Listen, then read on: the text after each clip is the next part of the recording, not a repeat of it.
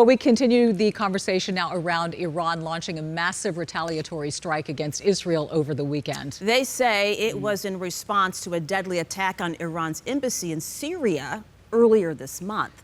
President Biden and Congress figuring out what the next steps are without risking widening the regional war. Tina Kim has more. President Biden convened world leaders of the G7 after an unprecedented escalation of violence in the Middle East. Ya Allah, kam saruh. Stoking fears Israel's 6-month-long war against Hamas will expand. For the first time over decades of enmity, Iran attacked Israel directly from Iranian soil. Retaliation, Iran said, for an Israeli strike on Iran's embassy complex in Syria. Video from Israel Defense Forces shows, officials say, some intercepts of the 300-some missiles and drones Iran launched Saturday. The IDF said 99% of them were brought down. This was an incredible success, really proving Israel's military superiority and, just as critically, their diplomatic superiority, that they have friends in the region. A senior administration official said President Biden told Israeli Prime Minister Benjamin Netanyahu the U.S. considers the night a win, with nothing of, quote, value hit and a single known injury. U.S. sources say Biden also told Netanyahu the U.S. will not participate in any offensive operations against Iran, a revelation slammed by Republican Marco Rubio. Which frankly encourages Iran and Hezbollah, which we haven't even talked about, and the Houthis, and all these other elements that are targeting Israel. Israel's war cabinet minister said the nation will, quote, exact a price from Iran in a way and time that suits us. In the meantime, both party leaders in the U.S. Senate are urging the passage of a bipartisan national security aid package that includes Israel funding. I'm Tina Kim reporting. And right now, we do want to continue our coverage this morning with Yair Pinto. He is live in Israel. Yair, good morning. I want to start with this question. How unprecedented was this Iranian attack against Israel? Well, first of all, good morning, Merritt Street, and it's definitely a good morning compared to yesterday. Yes. This is an unprecedented attack against Israel. Until now, we have been fighting Iran through its proxies. And when I say proxies, I mean Hamas, I mean Hezbollah, I mean the Houthis, I mean other Islamic terrorist organizations in Iraq and other places in the Middle East, and as well inside Judea and Samaria, in the Israeli territory.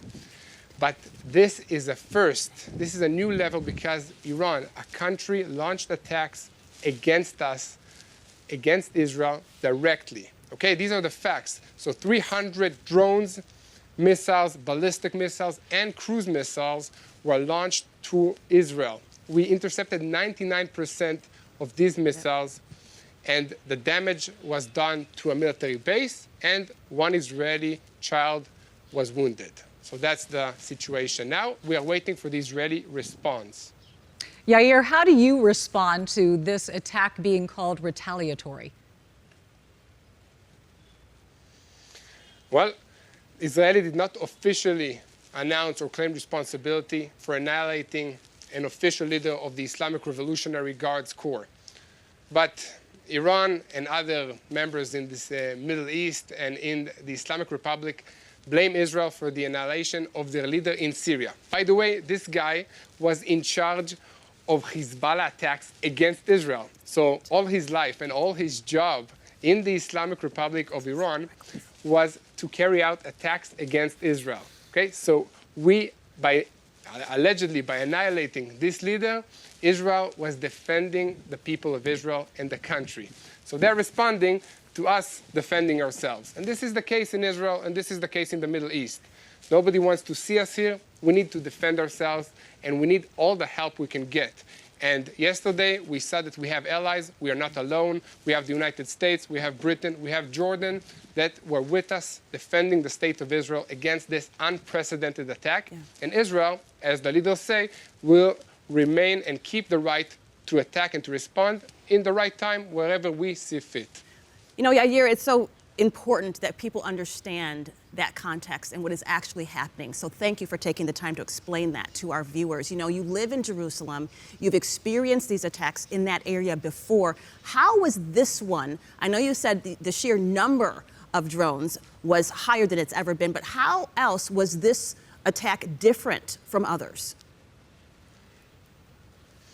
This attack was different because of the magnitude, because of the amount, because of the buildup. We've been hearing reports from our intelligence agencies in Israel to prepare for an Iranian attack on a scale that we've never seen before.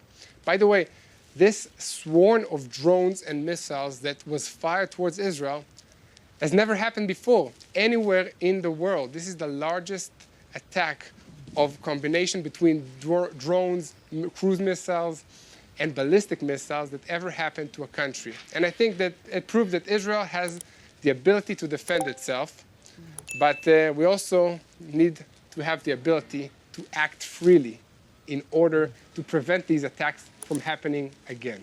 Yes, it was a shocking turn of events over the weekend. Yair Pinto, thank you so much for joining us this morning.